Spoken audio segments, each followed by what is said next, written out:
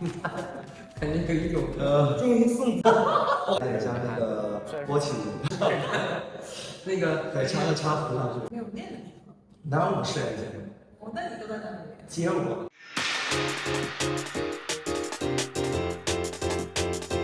Hello， 大家好，我是 Kanky。Hello， 我是 Suki。Hello， 大家好，我是 Jay。今天我们一起来看一下《珍珠街舞》第一集比较精华一些部分。那我们开始吧。好的。今年 battle 还是很精彩的第一集，我们看到有2位中国的选手单挑了实力很强劲的外国选手。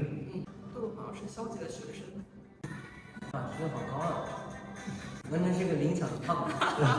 表情感觉也是很适调的，很 funky 的一个。其实是不是 Bad Machine 比较吃亏？他会的东西也很多。你们觉得合理吗？那就这么看的话是合理的。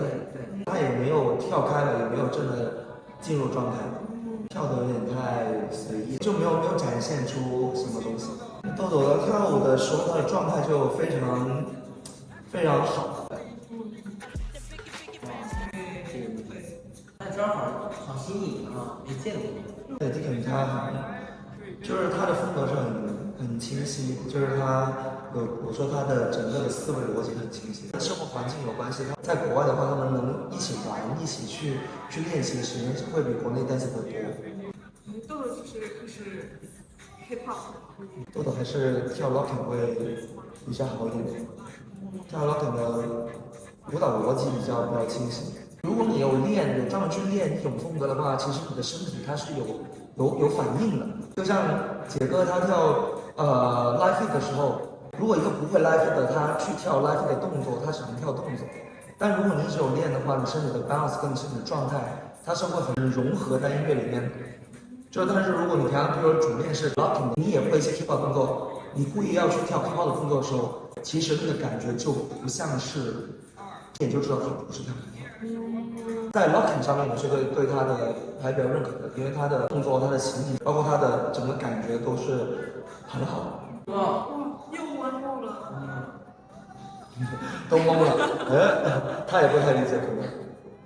这个是 freestyle 的手势吗？让听音乐还是这么做的？因为音乐没了，是音响。只能说他的状态。如果你单纯说他的质感来说的话，其实他基本功会好一点点。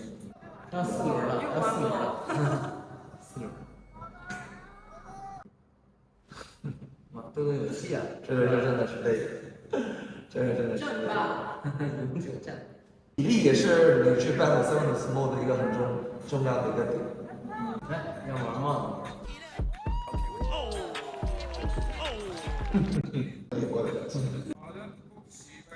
终于。我觉得刚才那首歌就是他的音乐，感觉有一种终于送走了，再见，大兄弟。我突然觉得他有点像那个郭启明，就很有综艺感，看起来。我觉得豆豆的他很适合跳 locking， 因为他本来就整个人就很 funky， 而且他的确 locking 的基本功比较扎实。就能看得出来，包括他一些踢腿的动作啊，包括他身体的一些框架，一看就能看出来是经过很长时间训练的。但 freestyle 的话就感觉一般般，就是对我来说的话，因为跳一个舞种，比如跳 locking， 你当然也可以 freestyle hip hop， 也可以 freestyle 其他的内容。但是如果你是经常跳 hip hop 的人，其实你是能看出来，就是你这个人平常是跳什么内容的，你的人有没有舒服在这个音乐里面，就是你在不在这个音乐的舒适区里面。你去故意去做一些动作去卡点，跟你有感觉的去卡点，这是2个东西。所以我觉得跳 locking 的时候，我非常享受看豆豆他的整个表现。就我觉得他逻辑，包括他什么时候踢腿，他什么时候用什么感觉去跟音乐，我都能 get 到他的做什么，很有潜力。希望通过这个比赛能带给他更多的不同的灵感，能够在这个比赛里面更进步。给你点赞。我们接下来看另一位非常厉害的这次的新生代选手，就是周玉翔。接下来周玉翔，他很年轻啊。才18岁。是吗？18岁。包括基本功就非常好。就是我说的，他跳舞就在自己的舒适区，就是你能够感觉到他是在跟音乐是融合在一起，用的招都很稳定。就不会觉得说很吃力做。到底是不是能量逻辑啊？这季出现了好多次。字幕组的功劳吧。不是逻辑，我觉得他说的应该就是突然从左边跳到右边，然后从上到下，然后是吧？瞬间的切换。Popping 对相对比较有优势，因为 Popping 它是以质感去表达音乐，就是它是让你看到音乐。其实像 Popping 像 Wacken 其实都会比 Hip Hop 有优势，因为 Wacken 也是它通过一些手位，它能够让你更清楚看到音乐。Popping 是它的质感能让你看到音乐，但你 Hip Hop 的话，它不强调你必须得一定要有那个打的点，所以你在视觉上面肯定相对会弱一点点。而 Hip Hop 的很多的招，同时又存在于 Popping 里面，所以说基本上 Hip Hop 能做的 Popping 里面也能做。所以如果你能把音乐玩得很好的 Popping， 其实它对 Hip Hop 的舞者来说，其实还是有一定的优势。就像 Dickens 这种就是新的东西比较多一点，其实也会。其实也不是说新的东西比较多，只是说他把一些 old school 的一些 connection， 就是一些连接的点，包括一些框架的东西，他有一些自己的想法，一些自己的理解。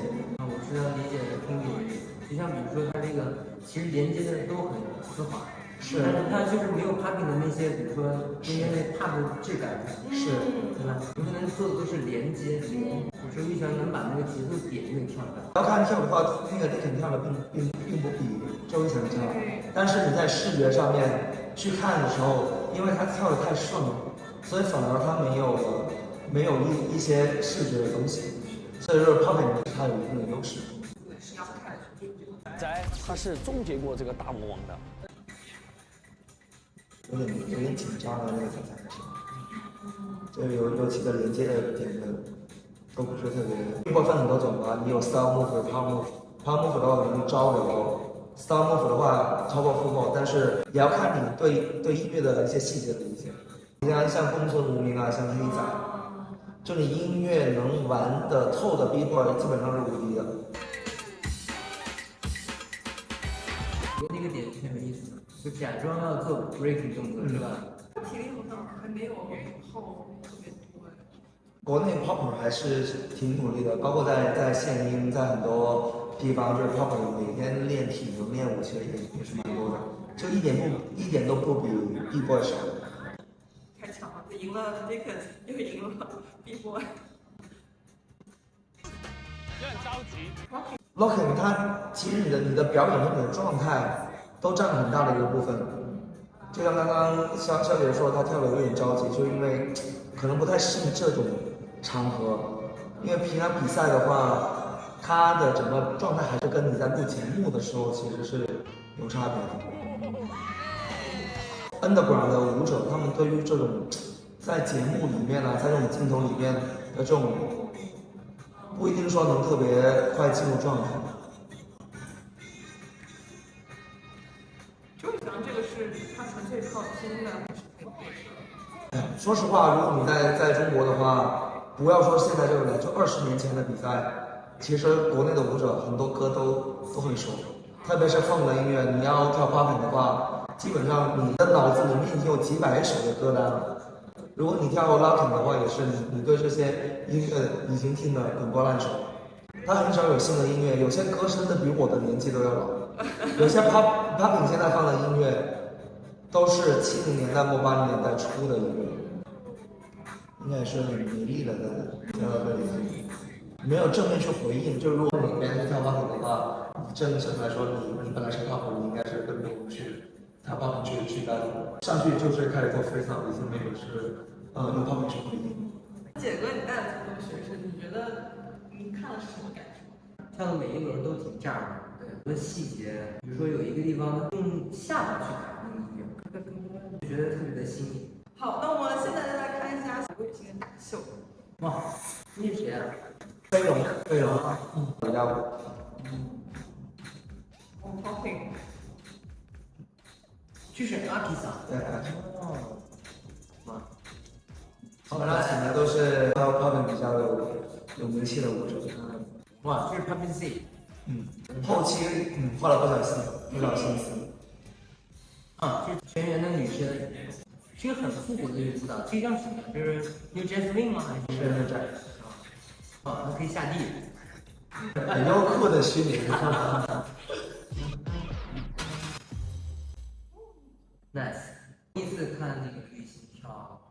哦，是吗？对对对，我第一次看。其实 Kenki 有跟他合作很多次，但是我是第一次看到他跳舞，可以说是一个职业的舞者。我是觉得他刚才那个片段有意思的地方，就是他是那个分为男生组跳 popping， 然后女生组跳那个 New Jazz Swing， 这种感觉。他中间在操控所有人做一个上下的一个结合，还有拉扯的一个效果，然后我觉得非常好。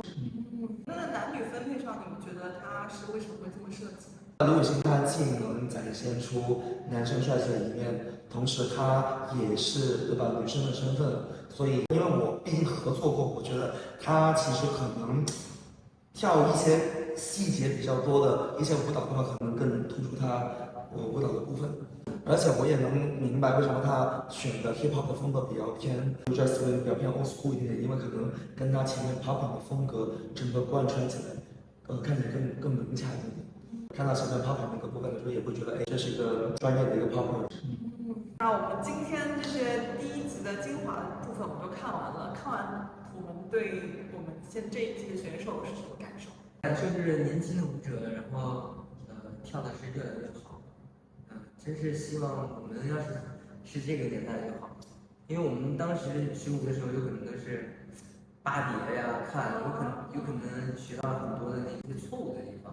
所以说我们就是天天是看各种碟，然后去找内容，然后去学习。学完了之后发现，哎，这些也有点问题，一直在处于是学新的，然后更正原来旧的这个过程。对，现在年轻的舞者就很多优秀的老师可以去学习，能学到真正的纯正的这种风格。之前在洛杉矶跳了有半年，然后那边的舞者的感觉是全世界的那个dancer都去洛杉矶学，我觉得求知欲还是特别高，然后大家都会一天有可能上个3、4节课，然后回来还要再继续练习。反正我当时在那学的时候，就是我会站在一个黑人旁边，或者站在一个日本人旁边，或者站在一个就是比如说，哎，我看到他好像是个明星老师，我就会站在他旁边去跳。比如说他的动作大，然后我要比他的动作再大。比如说他的动作比较水细，我要做的更丝滑，更水，对对对，就更丝滑，就是连接更好，就是努力去拼。反正我觉得是那边的 dancer 都是这样的，基本就是进去会找到一个假想敌，就是说我要超过这个人，然后去努力去拼搏，是一个这样的状态。那 Kenki 看了这一期精华有什么感受？我之前也在澳洲生活6、7年，在那边跟很多来自不同国家的舞者跳舞。国外的舞者是他不会那么容易妥协，就是他们跳舞的话，就是哎这个东西很难哦，或者这个东西很精致，但我一定要想把这个东西做好。我刚开始跳舞是12岁，98年吧。我们那个时候学跳舞没有老师，就是从国外就通过一些亲戚朋友去买一些录像带回来。那个时候20多年前，一个录像带接近300块人民币，那个时候可能一个月收入1000块左右。所以我们那个时候就是最难的什么？最难的是没有老师教，你要不停的去试错，听不懂日文或者听不懂英文的时候，你还要自己去猜这个舞者到底在说什么。第二个就是没有练的地方，没有练的地方。哪有是练？那你都在哪里练？街舞，所以我们在街舞，对吧？街舞就是我们就是利用大厦外墙反光，所以那个时候对于我们来说什么都没，你什么都不懂，你什么都不知道，你只能进一步走一步。对我们当时来说，也是我们为什么当时比较珍惜。其实对于 dance 来说很平常，哪怕到现在可能在日本也有，因为日本的舞室租金非常贵。很多现在的舞者，你们都知道的一些 hip hop 的舞者，他们可能上课在舞蹈室上，但是他们练舞也一样，跟我们以前那样，都是在室外练的。一句到尾就是透过节目，不仅仅是让街舞带给我们娱乐，希望还是更多人真正喜欢这个东西。我觉得这或许也是为什么这一季的主题是年轻人新生代 Battle for Hope， 也是想通过外国真的很强的舞者进来，让年轻的人开始去感染他们，去带动他们，通过接触他们，了解到国外的这些舞者他们是怎么跳舞的。好，那我们今天就先这样。耶，好的，好，那我们下次再见。